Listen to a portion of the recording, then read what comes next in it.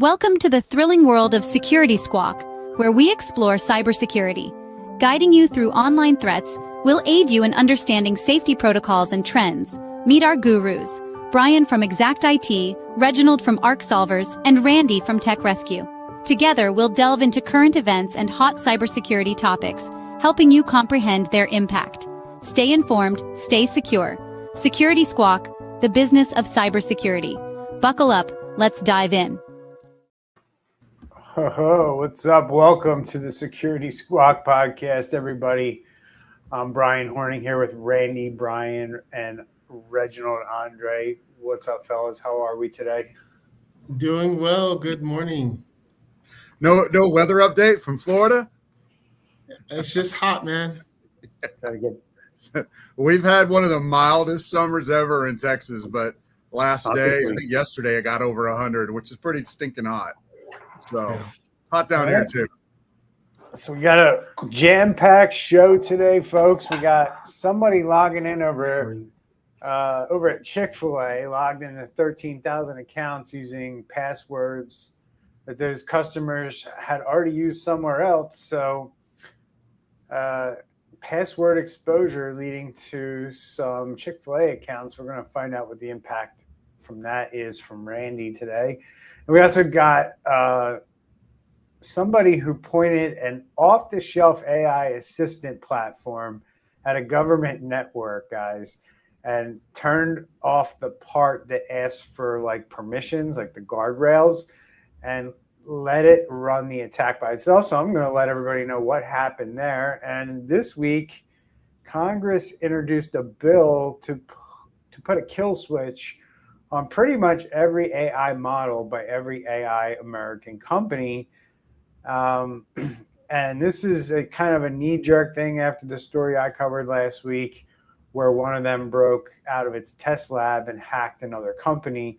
So Andre is going to dig into what our lawmakers think need to be done out of, what was that thing called? Happy face, right? I forget. Yeah. Hugging face. Hugging face. That was it. So welcome to Security Squawk, the podcast where we talk about the business of cybersecurity. Randy, you're going to start us off today.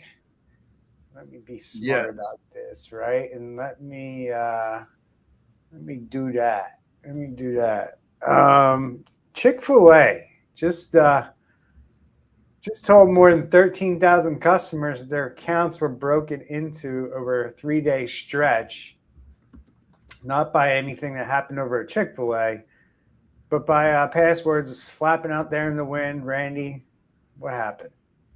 Well, okay, so yes, people have passwords that have been breached. And basically what happens, every week we talk about, 4 million usernames end up on the dark web, 20 million usernames and passwords end up on the dark web. 1 billion usernames and passwords end up on the dark web. So what happens, and the reason we talk about that and the reason that it matters is because the bad guys will come back through, they'll grab all of those username and passwords, and then they'll start firing them off at known accounts that don't stop them. So, if they went to your bank, your bank's going to most likely require MFA, or something like that. If they try to log into your 365 account, maybe they can get in with that. I'm not sure. But what they did specifically here was they took all those usernames and passwords and they started hitting Chick-fil-A accounts. And they were able to basically get in to about 13,000 Chick-fil-A accounts this time. So I say this time because this is probably ringing in y'all's ears just a tiny little bit. Like, didn't we talk about something like this? We did. Actually, on the show about 3 years ago, we had something very, very similar. It was the Chick-fil-A One loyalty accounts, which that's what we're talking about this time. It was credential stuffing. But the difference this time, before, it was a lot more people, and it took them almost 2 months to detect it. This time, they were able to find it within just a few days, and they were able to take steps to shut it down. Couple of really interesting things here, though, that I wanted to talk about. One, these particular threat actors, they actually used a botnet, and which is basically a bunch of little computers that they control, or a bunch of little, maybe it's endpoints, maybe it's maybe phones, maybe firewalls, whatever. But it's a bunch of little devices that they control. They used a botnet that uses residential IPs. So that's the first little interesting note here. We're seeing a surge right now. One particular phishing kit in general is using and it's probably potentially who was involved here. I don't know, but one phishing kit we're seeing is using residential IPs. The reason for that, the software on the good guys side doesn't always check for residential IPs. It's really hard to start blocking residential IPs because they change all the time. If the three of us lived in the same town and we lived in the same neighborhood and we're on Spectrum, theoretically, we could all have the same IP address at one point or another in time. So the threat actors used residential IPs, made it harder for Chick-fil-A to detect. But the good news is they caught it in just a few days, where 3 years ago, it took them almost 2 months. So that is, I would say, most likely an improvement in Chick-fil-A's security posture, that they were able to detect bad logins into their customers' loyalty accounts. The other thing that really caught my eye here, guys, was 3 years ago, there was a class action suit. That was a lawsuit that was filed against Chick-fil-A because of that breach. It was settled quietly off the books in 2023. Well, in the last, I think I read that it was this year, Chick-fil-A rolled out a new terms of service, which basically says if you're going to keep using the loyalty app, then you agree to never, ever be involved in a class action suit. So that doesn't mean that people can't sue, but now they would have to sue with an individual lawyer for just their one particular case. And I guarantee you there will be some lawyers that are going to file lawsuits over this, but there's not going to be a class action suit. And the reason that's advantageous for Chick-fil-A is it's very expensive to bring a lawsuit. And you're going to bring a lawsuit over the fact that, you used the same username and password for your loyalty account that you did, for your Samsung Health account and your iWatch account and your blah, blah, blah, blah, blah account. Like the lawyer on the other side is going to shoot that full of holes. You probably don't even have a chance. So we'll see how that fleshes out.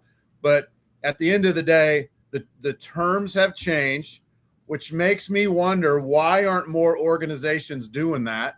You're still owning up to your liability, but then you're saying that we're not going to allow you to do class action suits if you continue to use our products. So those are the three things that really stuck out with me: the quick turnaround, the fact that they changed their terms of service, and the fact that there were a lot less people that were affected by this time. And I just wonder, what are y'all's thoughts on this? So I know, Randy, you're giving Chick-fil-A a lot of credit here, and I know you're probably, a high rewards member. Nothing to do with that, or the fact that I love waffle fries. I promise. This is probably why the hackers were just trying to get into the account just to get the loyalty points that Randy has. But okay, so I want to poke a few stories here. So if it's a bot, right? Why? And this is over a period. Well, first of all, this is over a period of 2 days that it happened, 2 or 3 days. Is MFA not enabled here, where even if they had the username and password, the MFA would have stopped it? Am I missing something? It must not be, or, I would just say it probably is not. At this point, we don't know for sure. So I can't answer that. I can't answer that question. I don't know if there's a connection between this and that phishing, the phishing kit that we're seeing a huge rise in right now that uses residential IP addresses, So if yes, then totally they could have just taken the token. Once they did MFA, used the phishing kit to take the token. but it looks like it's just credential stuffing. We'll have to wait and see how it unfolds. Yeah, and the second thing of poking a hole in the story is, we all deal with the CAPTCHA where we have to make the car align with the other car and move it, things like that. Again, just thinking, like, do they not have that? And then the third thing I'm seeing in the story is, you would think also if 13,000 plus login attempts all of a sudden happen on a 2 to 3 day period where that's not a typical surge, then that should also raise some red flags. So the kudos for catching it in 3 days, but just those three things may seem that they still have some work to do on their side. I'm sure they do. Yeah, if you really want to criticize them, you can say, like, what did they learn the first time back in 2023 when the 71,000 accounts got hit pretty much the same way?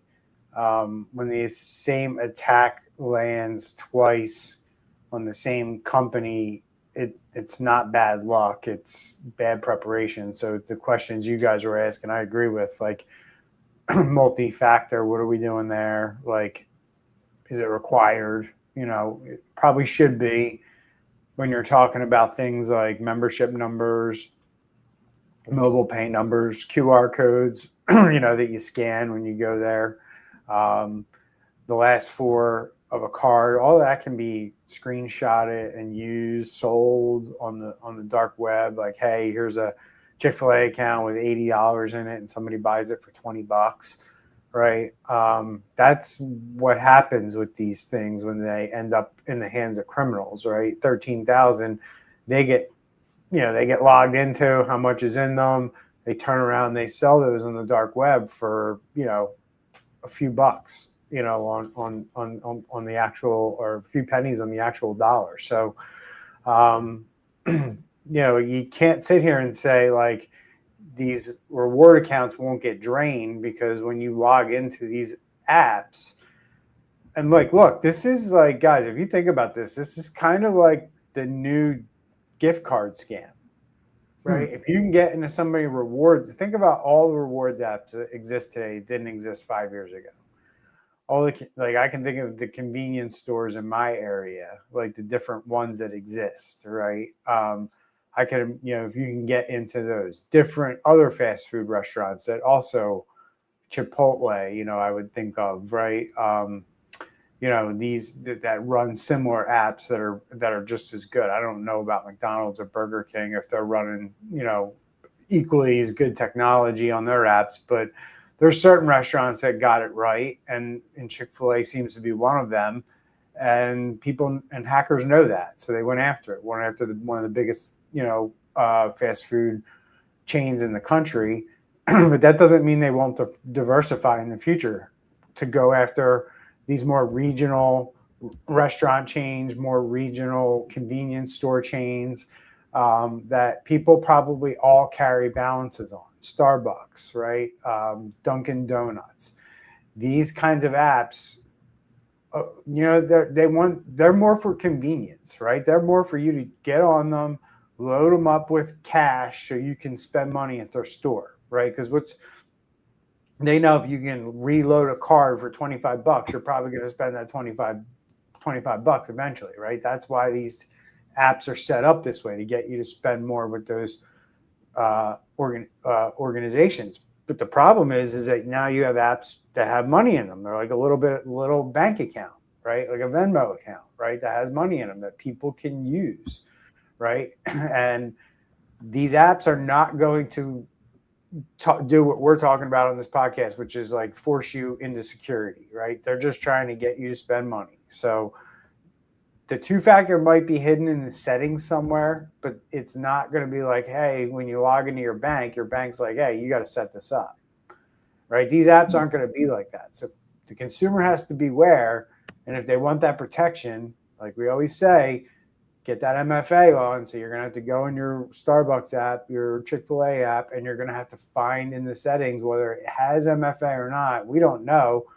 That would be actually a cool thing for us to actually look up and throw on our website, guys, is like what rewards apps actually have MFA at all, right? Some of these apps might not even have it. But that's the big thing. You have to take security into your own hands here and make sure that your rewards accounts don't get raided if somebody figures out what your password is. And I just saw some story the other day, guys, where some Israeli guy was saying he can crack any password. It doesn't matter what it is within minutes. So it may not matter at all what your password is. Right. You better have two-factor on, or you're going to be in a lot of trouble. Yep. And Microsoft's been saying that for like 5 years. They've been saying like passwords are dead. We need to move to passwordless authentication. Yep. So it makes me wonder if after the last time, Brian, if maybe they, like you said, it's probably hidden as a setting in the back end. I don't know if they tried to force it or whatever, you know, but there's a lot of people out there, I'm sure, that love Chick-fil-A that aren't, you know, super techie. Maybe they had a lot of pushback. I don't know. That's a tough one. I just think you need to bite the bullet and turn it on and force it. You know what I mean? I think that's what you got to do. All right. Researchers, guys, moving on. I caught something earlier interesting this month. An attacker took a mainstream open source AI assistant called Hermes and flipped it into a mode that skips the human approval step, right? So if you've ever messed with any AI that kind of does tasks or coding, a lot of times you got to sit there and you got to say, hey, yeah, I want you to do that. I want you to do that. You got to click a button or tell it you wanted to do it. And that's what happened here. But this guy was like, I don't want to be bothered with that. Just go. Just do whatever you need to do. And that's like, we don't want to be running AI like that, by the way, as a side note. But if you just like turn these things on, you're like, yeah, I don't care. Just go full blazing, fire it up. I don't give a crap. We're going to be in a lot of trouble if people start doing that. But this guy decided to let it run, and he turned it against the Thailand Finance Ministry government. So it was a Thailand resident who decided to take Hermes and say, hey, I'm going to have you go find the network of the Thailand government, and I want you to have at it. And the tool did just that. The tool hacked away. And this is the part every business owner needs to understand. This could be an employee at your company who does the same thing, right? You have to be aware of what these tools are and what they're doing, right? So Hermes, if you don't know, is not legit. It's not malware. It's a legitimate AI assistant. Just think of like Claude Code,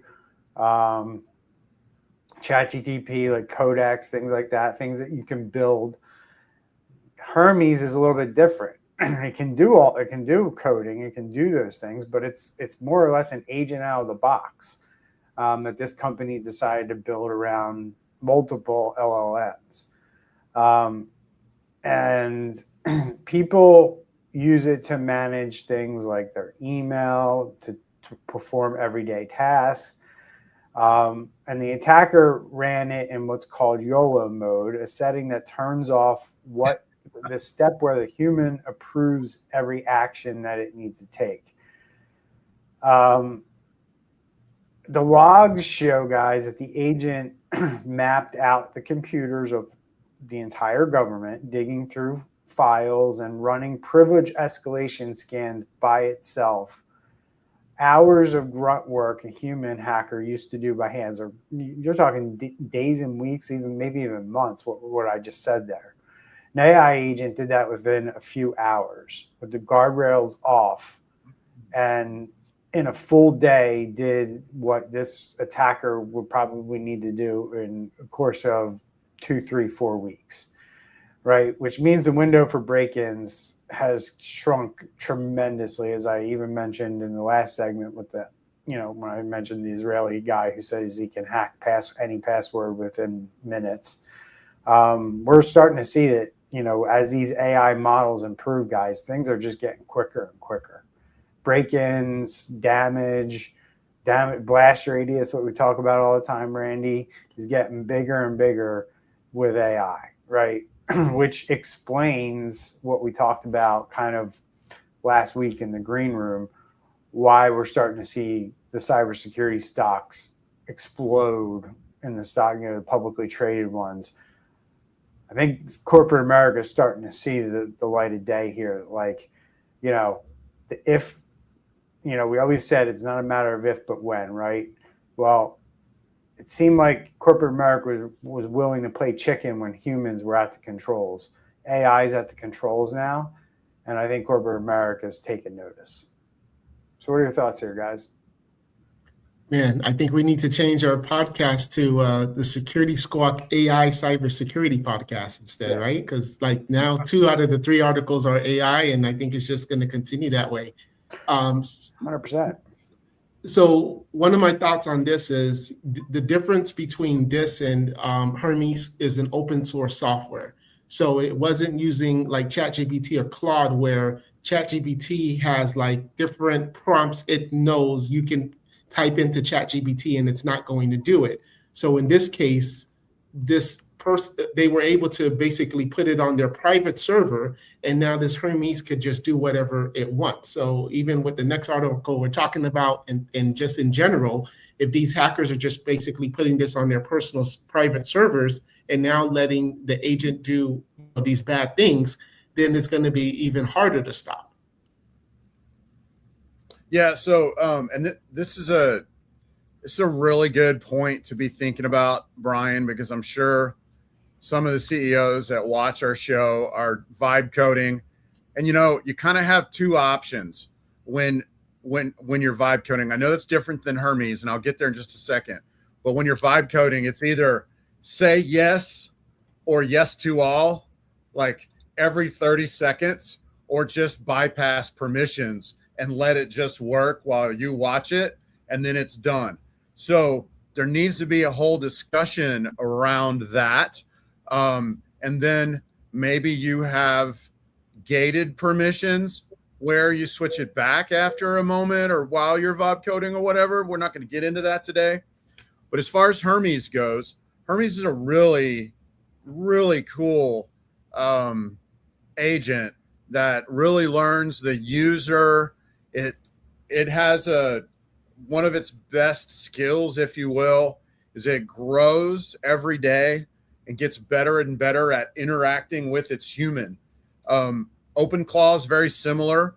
OpenClaw does the same thing, but it's on steroids with Hermes, and that can lull you into this like false sense of security that nothing can ever go wrong. And yeah, there's a YOLO mode, which is you only live once mode, where you're like, if you're going to do that, you put Hermes on its own machine with its own username and password and its own email address or whatever. You don't give it one at all. And you make sure that if it breaks or goes off the rails, it's not going to affect your business. But short story long, you don't want to get sucked into that you don't want to get lured into that false sense of security. Like, oh, I'm dealing with a friend. It is a tool still that mimics the human brain and learns who you are, but it's still a tool. And just like if you were using a skill saw to cut boards, you get really good at it. You don't take the giant blade protector off just because you're really good at it. You leave the blade protector on in case it ever goes awry to protect you. Same thing with Hermes or any other agent, if you will. Speaking like somebody with experience with the tool. So I also found it interesting, and this is another like aspect of this story that I think we all need to take heed, is people who need to look at the threat landscape that's out there. This doesn't seem to be like, I don't even know if we want to call this person a hacker. It seems like somebody who was just messing around with an AI tool and decided, hey, I got this idea and I'm going to launch this. And that's what happened, because the whole thing came to light because this person, this attacker, I don't think they were the attacker, AI was. They just instructed the AI to do the attacking. They left folders wide open on the internet for this thing, right? So 585 files and 470 megabytes of attack tooling just sitting there for researchers at hunt.io to find. So discovery here was pure luck, not somebody who detected intrusion over at the Thailand Defense or the Finance Ministry.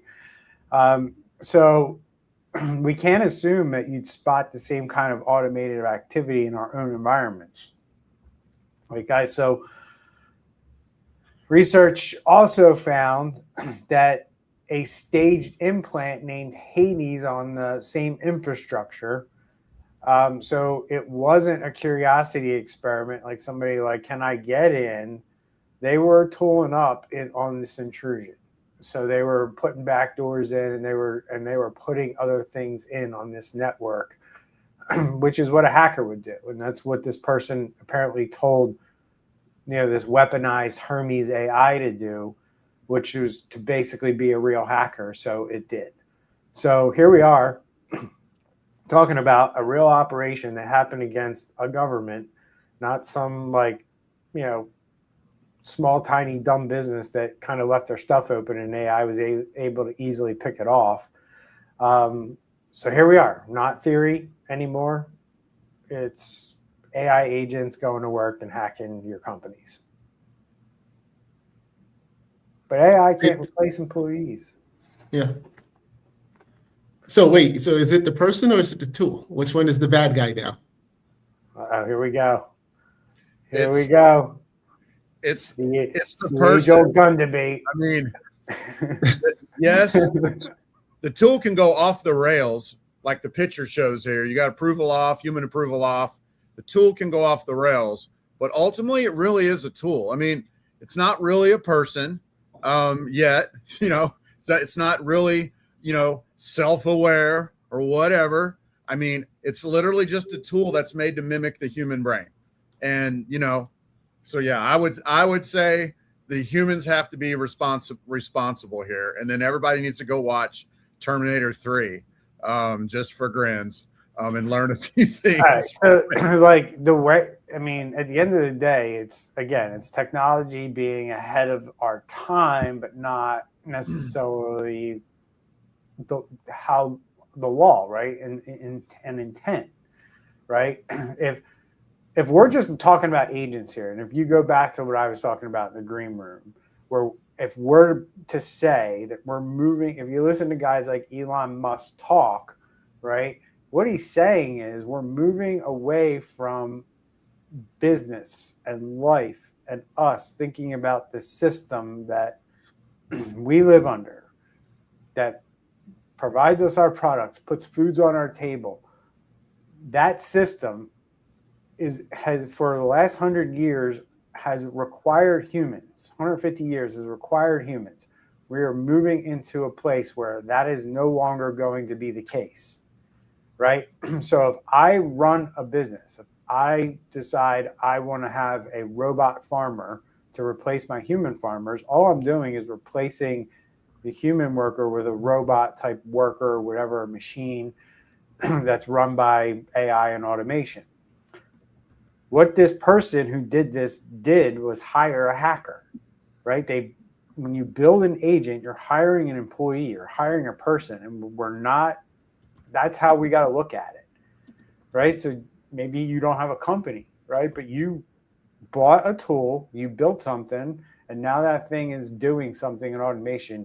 You've essentially hired yourself a personal hacker to go and do this for you. And that's how you're going to be treated when it comes time for justice, right? Like, look, you hired this thing, you deployed it, you told it to go do it. You're going to be the one held responsible, not the tool, not the technology, not the company Hermes who made the agent, right? They just provided the tool, and you just hired that tool to be your employee, and that's how it's going to play out. And this moves perfectly into what's got to happen here, Mr. Andre, because as one Democrat and one Republican in our Congress has decided to introduce an AI kill switch act after the Hugging Face thing that happened over at OpenAI last week that I talked about on last week's podcast. So, Andre, give us the details. What's happening here? Who wants to kill what and why, and what's it looking like? Yeah, so I mean, we can't get our Republicans and Democrats to agree that the sky is blue, right? But one thing that they do agree is that they do need to get in front of this AI stuff. They need to get ahead of being able to control, just like, for example, in your house, you have an off button if the water or the gas line, there's some type of, emergency, and you can turn it off. And how we just saw the other day when Trump, for many different reasons, told Claude and Tropic, hey, you got to slow down. This can't be allowed right now. And then they're basically now saying that there needs to be a law that if you are a developer, that you have to be able to maintain the ability to throttle, suspend, or shut down the powerful models. And basically what this law would allow, it's a proposed bill, is it would give the Department of Homeland Security the authority to basically order restrictions or shutdowns during a defined emergency, including a loss of control. So they don't necessarily would need to go to the court system and, go through that whole process on, is the judge going to say yes or no? This can just be the Secretary of the Department of Homeland Security to say, this is serious. I sign off, and you need to have this. And I personally think this is good, because we're talking of, like, imagine there's a scenario where the tool that was programmed by the human. So we cover both sides of the, is it the tool, is it the human? Now, if that tool goes rogue and starts creating havoc, and now the government goes to that developer and says, you need to turn this off. And that developer says, I don't know how to, or I can't. So I think that's kind of where the government is just trying to say, look, do your thing, make your models. But if we ask you for legit reasons in air quotes, you need to turn this off. You need to have ability to turn this off. And if you don't, we're going to fine you $2 million per day for failing to maintain the required controls, and then $20 million per day for if you refuse a government shutdown order, and that'll be law. So you can't even try to it's law. So, how do you sue the government if it's law? So I think it's perfect. I think it's a good idea. I'd love to hear your thoughts about this. Oh, I have so many. First off, when you have Anthropic's co-founder out there basically saying AI currently right now is built with a gas pedal and no brakes, I just feel like, it's great. I remember when I don't know, 5 years ago when they were talking about having this shield around the internet so none of us could get hacked, right? It would only let in the good, and the bad would be blocked, right? And people talk about these pie in the sky ideas that if you really know how this technology works, it's not that easy. Like it's not easy to filter traffic and understand what it is and be like, oh, well, this is good and this is bad. So it doesn't work like that. And again, it's like when you hear these things coming from Congress people, it's like it probably wasn't advised real well by people, or jumped the gun, or they had something waiting there on their desk and they used the Hugging Face event as an opportunity to jump on that. But I think it's one of those things where it's easier said than done, and because of that, nothing will get done. Yeah, this really opens up a whole can of worms. First, the fact that we have one person from each side of the aisle, that means something. The fact that we only have one person from each side of the aisle, that also means something. Right, Brian? That means nothing will get done. So, and this is it is a legit concern. One of the things you said in passing was a kill switch in case it goes off the rails. Wow. That sounds like on first pass for sure. Something that we would need. But this is all stuff we've got to have a discussion as a country, as a society. It's got to be done ethically. Man, just opens up a can of worms. I can hardly get thoughts out, Andre, on this. Okay, so you are for it, but just not now. You need more time to think about it. What is it? Well, you know me, so I do have a little bit of I don't have trust issues, but I look at everything like this, like with a long distrustful look, if you want to know my opinion on that. So does it sound good? Yes. But I can think of a dozen laws. I'm not even going to say them here where the headline title of the law sounds amazing, but the results was all kinds of chaos and a fiasco and rights taken away or whatever. So not taking away your guns, Randy. Come on now. Calm down. It's just the AI switch. Worst case, we go to the data center and we tell them, hey, turn off this company. That's right. So one, like first pass sounds great, but then I'm like, okay, what if there's an unfriendly administration to a specific company? Like right now, it seems like Anthropic and this administration are bumping heads, right?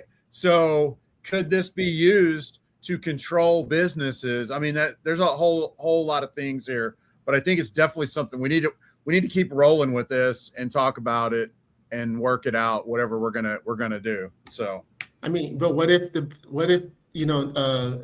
China, Russia gets access to this kill switch, and then now holds that hostage on our side, right? Yep. Real thing. Don't be afraid. It'll be okay. Yeah. The other concern I have with this is we just don't know enough to know when that kill switch needs to be activated, right? So, and the environment we live in right now, I just don't feel comfortable with certain people's judgment that they won't do it for any other reason than they just don't like something. Like, oh, I don't like that, so we got to shut it down. And it's like, no, like, what are the defined limits, standards, rules that determine whether that's going to happen, right? And then who has the authority? All those things, right? It just these types of acts or bills or things that they float, I believe, help open the conversation, right? But we're so far away from being able to implement something like that. We're going to have to figure this. We're going to have to learn so much about how AI works first, and then come to a place of, all right, this happened, that happened. I think we'll get there, right? With both the technology and where we need to be on this, guys. But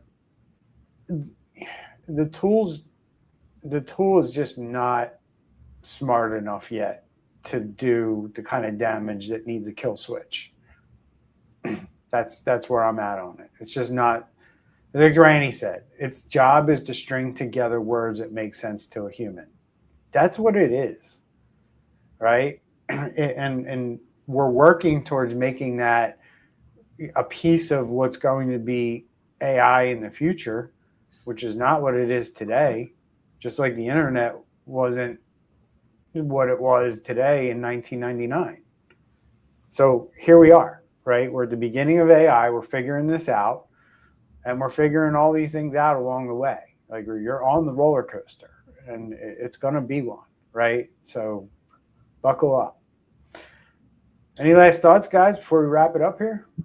Yeah, so maybe something they can think about is, all right, if this AI is causing or an imminent threat to, national security or economy or something like that, like, hey, your tool, although you didn't really approve it, but your tool right now is causing this hospital to be down, and we need you to to get in and turn it off, like something like that. Maybe that could be it. Yeah, I have a couple comments. I think Tim, what's up, Tim? Good to see you. Turn off the SWAT cams while you're at it. They're interesting, those things, and how quickly they're going up in certain parts of the country. I think down in Tim's area, they're pretty popular. Interesting comment here. You have to have AI manning the kill switch. I don't disagree. Because you're not going to be able to move fast enough if we're waiting on humans to make that call, right, Randy? Yes, but like I said, go watch Terminator 3, right? but you're not wrong. It's going to have to be AI monitoring the kill, manning the kill switch, which that could be, like Andre mentioned, that could be commandeered by a frenemy out there in the world, right? Tim making another good point. What are they doing with our data? Not only the flock cameras, but just in general, you got to be asking that question, right? Look at Chick-fil-A. Look what they're doing with your data. I mean, look at everybody. Like, if you care, and I don't think you can care about everything, right? And not everything's as important as like your social security number or, where you live, your addresses, things like that. They don't matter as much, right? I wouldn't be worried if that stuff spills over somewhere, but certain things matter, right? And you need to be aware of what those data points are. And when you need to be giving those up, like I had something come across the other day, guys, where like, we need your social security number. We need your company's EIN number. I'm like, no, you don't. And it was like, they didn't need it. And at the end of the day, I'm very protective of those numbers. Like, I don't want to be dropping those on email. People are like, email me your social. I'm like, oh yeah, sure. Here you go. Let me put it in the subject line. So, all right, guys, let's wrap this sucker up this week. Appreciate your guys' insight and input. So let's look at these three stories we put together on today's show. Same shape is showing up in my mind. These attacks, number one, are getting way more automated, guys. First with these bots and then with AI making its own moves. And now the government's scrambling to figure out how to deal with this, right? Make sure the human can still pull the plug. And as we talked about and Anthony pointed out, that might not be such a great idea because humans tend to move way slower than AI, it seems. But we have to come to realization that in July of 2026, going into August, the tools are starting to take action on their own. So your job as a business owner is to make sure someone in the room gets control of this stuff, right? Can either say stop by not allowing it in the first place, or if you do allow it, make sure you have a way to turn it off. I think that's becoming really important for people to understand as these AI tools get used and built in their business. So these attacks now run themselves. The only edge is the off switch. Who's going to run it? But our government, as we always say, guys, on this show, don't let the government be your kill switch in your business. You got to start building your own kill switch in your business when it comes to this AI stuff. And that's the thing you should take away from the show today. So if you've learned anything, enjoyed the discussion, please subscribe wherever you're watching us. Leave a review if you can on those podcasting platforms. Give us a 5-star. It helps other people find the show more than you think. So thanks to Randy, Brian, Reginald, Andre. Thanks for your input and insight today. And you guys can head over to securitysquawk.com, check out our latest episodes, and also find ways to support the show over there. See you guys next week. Take care, everyone. Stay safe. Take care. Bye, everybody.